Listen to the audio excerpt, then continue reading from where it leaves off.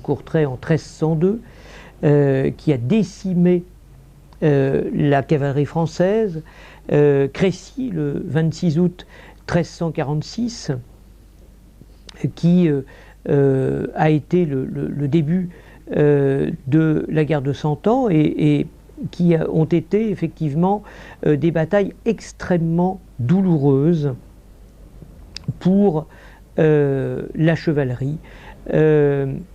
La bataille d'Azincourt, le 25 octobre 1415, la chevalerie anglaise est mise en déroute, 6000 soldats anglais mettent en déroute 18 000 soldats français, et on a considéré que c'était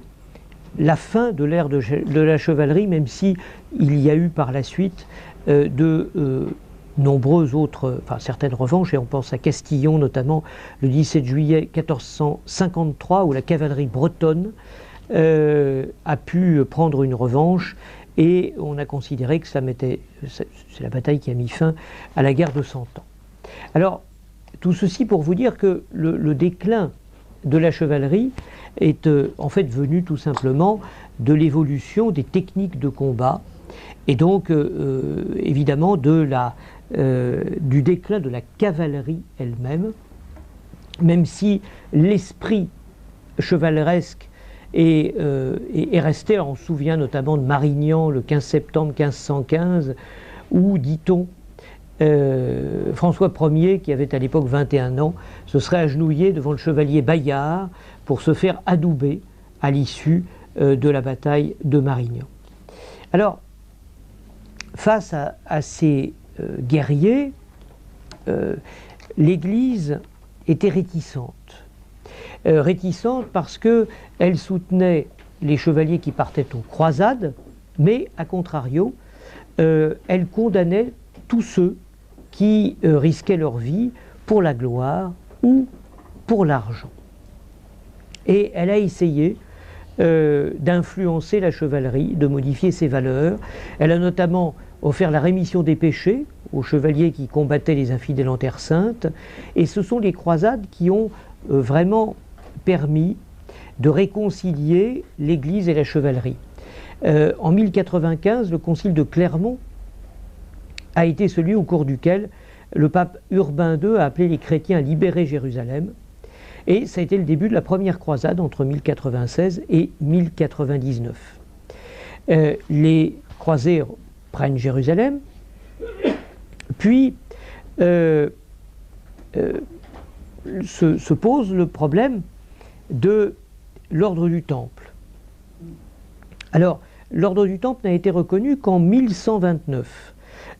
En réalité, à la fin des croisades, beaucoup de ceux qui avaient combattu sont repartis bien sûr au pays, et il fallait protéger les pèlerins, protéger les hospitaliers, protéger les malades, et l'idée est venue de demander au pape d'accorder à ces chevaliers une reconnaissance.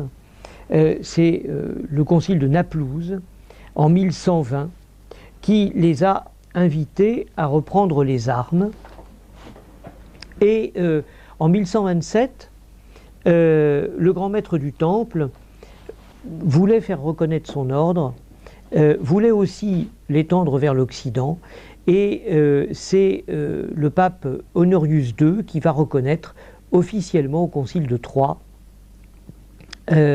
l'ordre du Temple, avec une règle adoptée en 1128, et c'est à cette époque, alors avant, après, les historiens sont un peu hésitants, que Bernard de Clairvaux a développé cette justification théologique, avec ce concept notamment que vous connaissez de malicide, qui consiste à dire que tuer celui qui commet le mal n'est pas un homicide mais un malicide, et à justifier donc, et c'est l'ordre du Temple qui s'est vu justifié par l'Église, cette mission qui était la sienne de combattre le mal, ce qui donc justifiait que ces moines soldats puissent porter les armes Et ce sont des croisés permanents. Et par la suite, évidemment, tous les autres ordres religieux et militaires se sont inspirés de cette reconnaissance. Et même après la dissolution de l'ordre du Temple en 1312, la règle a été reprise, et notamment on pense évidemment à l'ordre du Christ qui a été fondé au Portugal en 1318 par un certain nombre de chevaliers issus du Temple en vue de protéger le Portugal contre les invasions musulmanes. Alors, aujourd'hui, la chevalerie, bien sûr, n'est plus une chevalerie militaire, et elle ne peut plus être que deux choses. L'une, qui hélas se rencontre, mais bien évidemment qui ne nous intéresse pas forcément, qui est la chevalerie sociale, sociale pas au sens où je l'entendais tout à l'heure, mais sociale au sens d'une chevalerie de notabilité, et l'autre qui reste une chevalerie véritablement chrétienne, chevalerie chrétienne dans laquelle le combat n'est plus militaire, mais le combat est spirituel. Alors ce combat spirituel, c'est un combat qui est bien sûr tout d'abord, d'une certaine manière, un combat contre soi-même. Parce que le chevalier, lorsqu'il est un véritable chevalier chrétien, est celui qui combat l'orgueil et qui combat tous les péchés que l'on peut imaginer. Le chevalier est celui qui conserve les valeurs que la chevalerie avait développées à l'époque de l'amour courtois, à sa grande époque, et ça n'en est, et là je me réfère à ce que Pascal Gambirasio, qui devait intervenir, écrit dans les nombreux articles ou ouvrages qu'il a consacrés à la chevalerie. Le chevalier est celui qui, dans une période qui est troublée, qui est la nôtre, une période hélas de décadence et d'inversion, est celui qui évidemment combat pour le Christ, combat pour le maintien des valeurs chrétiennes, à la fois en lui-même et d'une façon sociale, par un investissement social et par l'exemple qu'il donne des valeurs chrétiennes qu'il incarne. Pascal Gambirasio rappelle à ce propos que les divisions, les trois ordres que l'on connaissait à l'époque, entre oratores, bellatores et laboratores, n'étaient pas fondés sur des différences sociales, n'étaient pas fondés sur des différences économiques, mais étaient fondés sur des différences de vocation, ce qui n'avait rien à voir avec la capacité financière ou avec la capacité, ou avec les classes sociales. Et aujourd'hui encore, celui qui reçoit la double blanche chevaleresque est celui qui se sent porteur de ces valeurs. La vocation chevaleresque, rappelle Pascal, est au fond l'une des expressions des charismes, au sens des dons particuliers, que l'Esprit Saint, selon saint Paul, insuffle à chacun pour le service du bien commun. Et il n'y a de véritable chevalier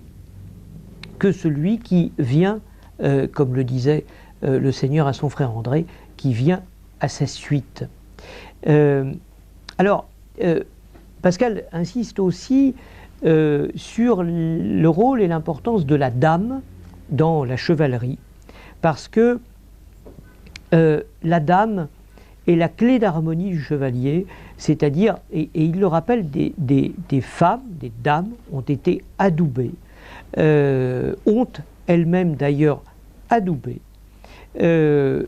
C'est souvent oublié, c'est parfois méconnu, mais il y a eu des femmes chevaliers, y compris, et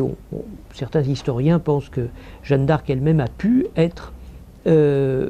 adoubée, c'est contesté, mais il y a eu, là en revanche c'est incontesté, des femmes chevaliers. Alors,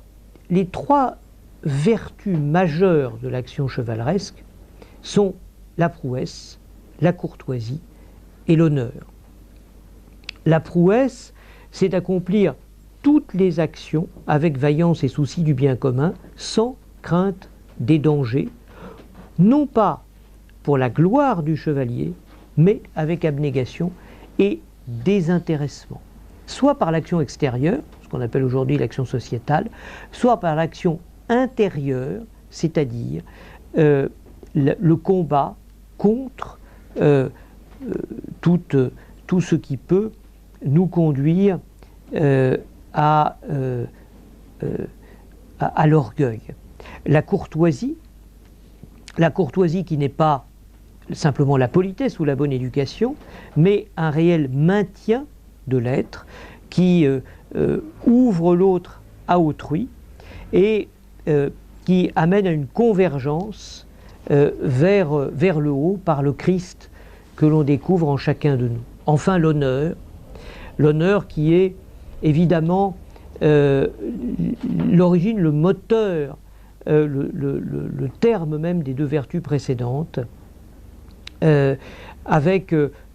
cette notion d'humble fierté, c'est-à-dire fais ce que doit, les belles actions, les beaux gestes, les actions d'éclat, mais toujours sans prétention, pourrait-on dire, ni sans orgueil. L'authentique chevalier, au fond, s'inspire de saint Grégoire de Nice, qui disait, souvenez-vous-en, l'humilité est descente vers le haut, l'orgueil est monté vers le bas. Alors, la chevalerie, sous cet angle, est d'autant plus nécessaire dans le monde qui est le nôtre, parce qu'au fond, le chevalier est appelé. Alors, bien sûr, la quête spirituelle du chevalier ne doit pas conduire à la gnose, ne doit pas conduire à l'hérésie. La quête spirituelle du chevalier doit être une quête d'humilité au service de Dieu et au service du monde pour essayer d'être témoin du Christ dans notre monde. Et Pascal aime à rappeler cette formule de Chateaubriand dans ses mémoires: l'aristocratie a 3 âges successifs, l'âge des supériorités, l'âge des privilèges, l'âge des vanités. Sortie du premier, elle dégénère dans le second et s'éteint dans le 3e. Alors, le chemin de chevalerie, c'est un chemin éternel, et c'est pourquoi le prince Henri d'Orléans a voulu, il y a quelques années de cela,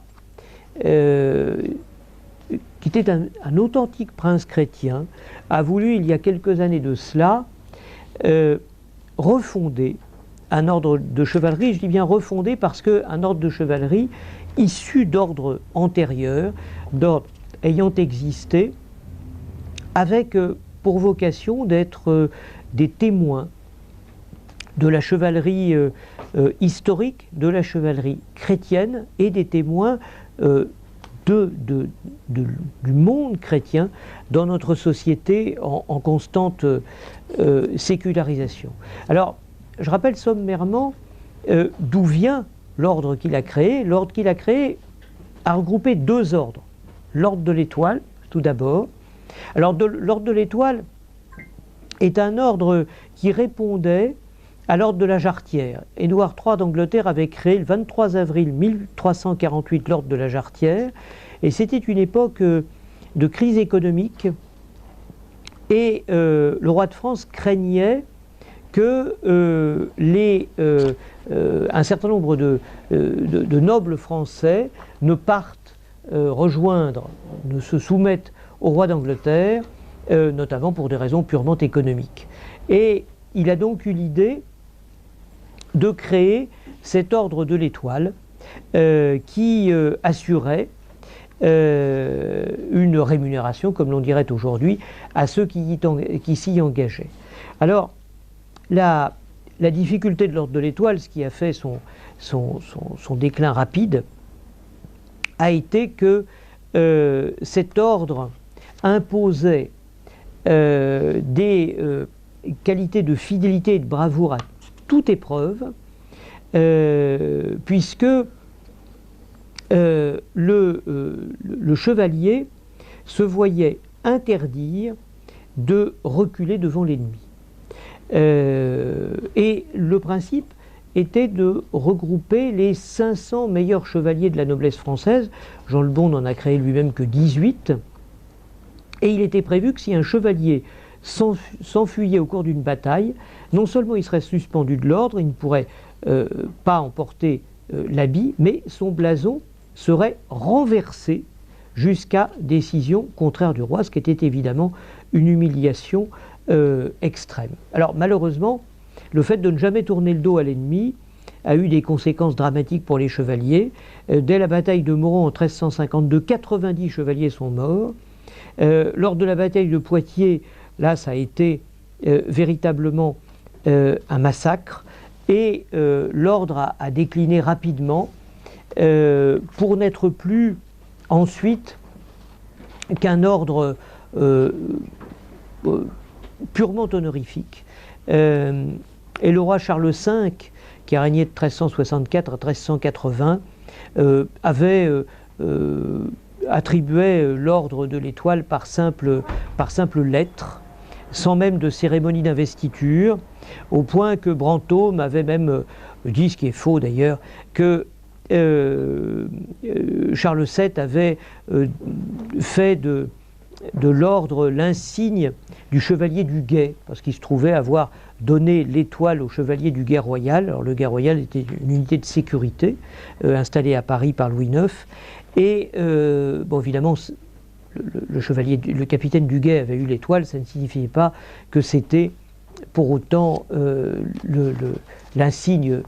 du guet lui-même. Alors, deuxième ordre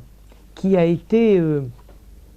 regroupé par le prince Henri d'Orléans a été l'ordre de Notre-Dame du Mont-Carmel. Notre-Dame du Mont-Carmel, il est intéressant parce que lorsque Henri IV, et vous vous souvenez qu'Henri IV a été baptisé catholique, on l'oublie souvent, il s'était converti au protestantisme, mais il a été baptisé catholique, et lorsqu'il est revenu dans le giron de l'Église romaine, il a demandé au pape Paul V de créer un ordre pour solenniser sa conversion en février 1608 et demander que cet ordre fût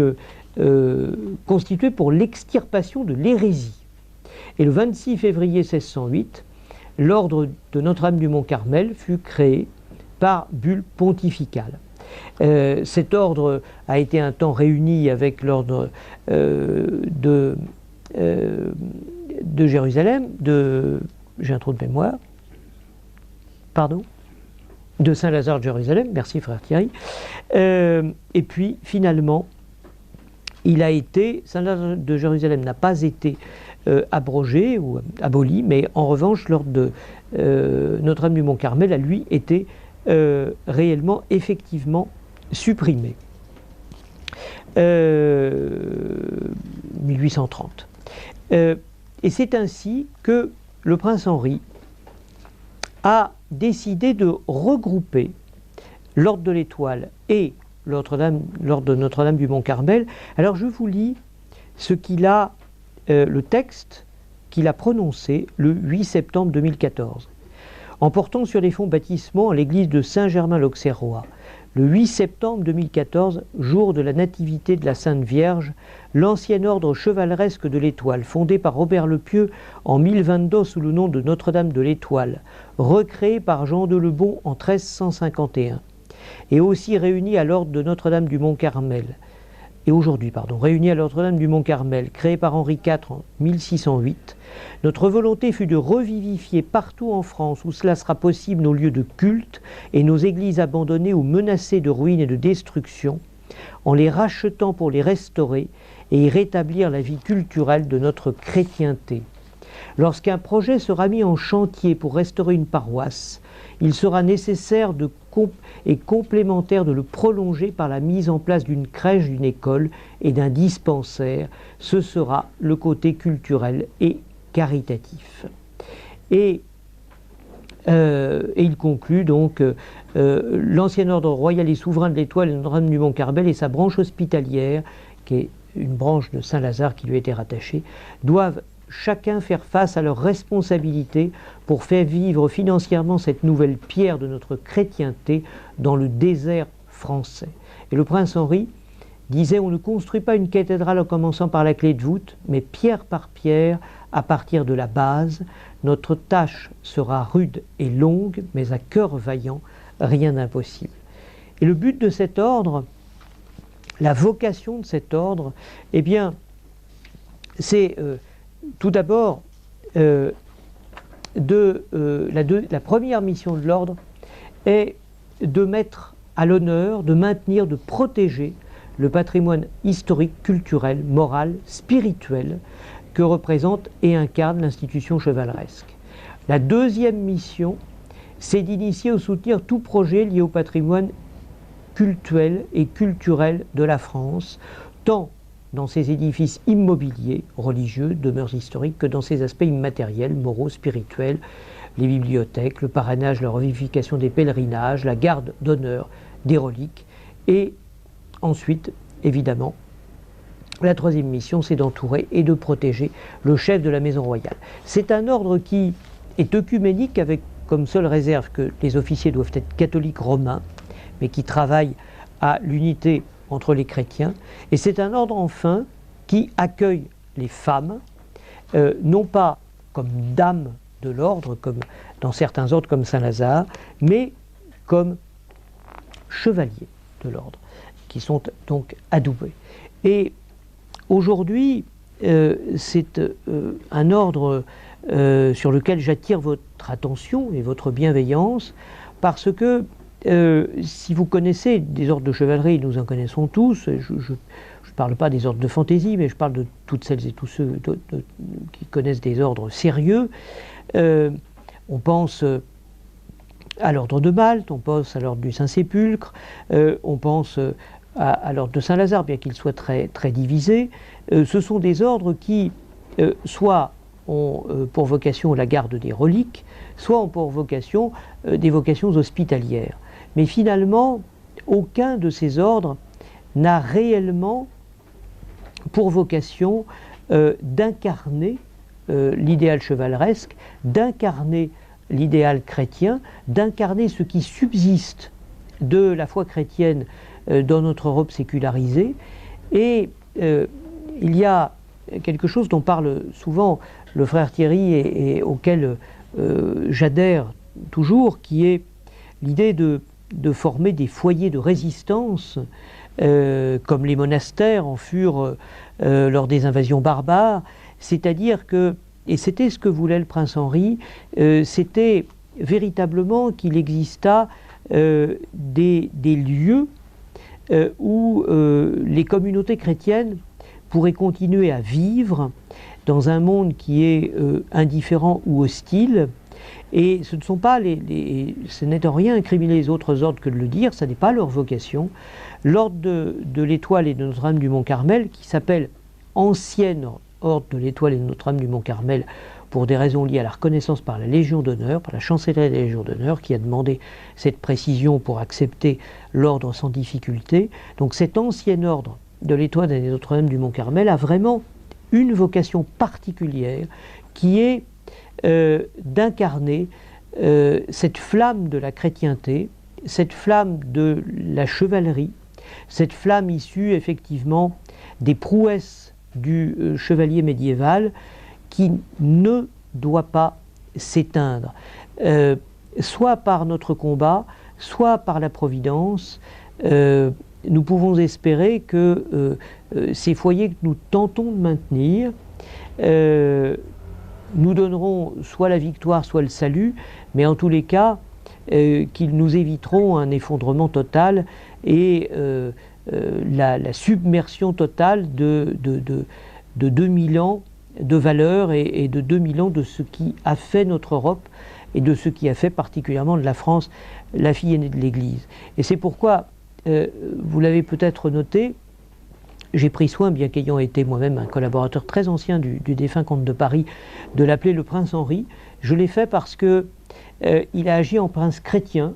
Lorsqu'on dit le comte de Paris, on s'aliène aussitôt une partie des monarchistes. Lorsqu'on dit le prince Henri, je pense que là on est au-delà de toute coterie, et je pense que cela mérite d'être au-delà de toute coterie, parce que je crois que véritablement cette défense de la chrétienté, cette défense de nos valeurs, cette défense de notre salut passe bien au-delà de notre ego, je le disais tout à l'heure, de nos différences, de nos contradictions, de nos contrariétés, et que ce qui nous rassemble, tant que nous pouvons encore nous rassembler librement, doit absolument être préservé. C'est pourquoi j'attire vraiment votre attention sur cet ordre. Je remercie le frère Thierry d'avoir souhaité qu'il fût présenté dans le cadre d'une conférence plus vaste. Je vous incite à suivre nos activités et à poursuivre votre combat, parce que je sais combien aussi nous ne sommes pas des légions, mais au regard du ciel, dès lors que nous sommes 3, il est présent parmi nous, et nous sommes plus que 3 ce soir, et c'est pourquoi je suis sûr que d'où il est, le prince Henri nous regarde et est heureux de voir que nous portons sa mémoire, que nous portons son combat, et que nous ne baissons pas les armes, quel que soit notre chagrin de l'avoir vu le 21 janvier dernier regagner la maison du Père. Je vous remercie.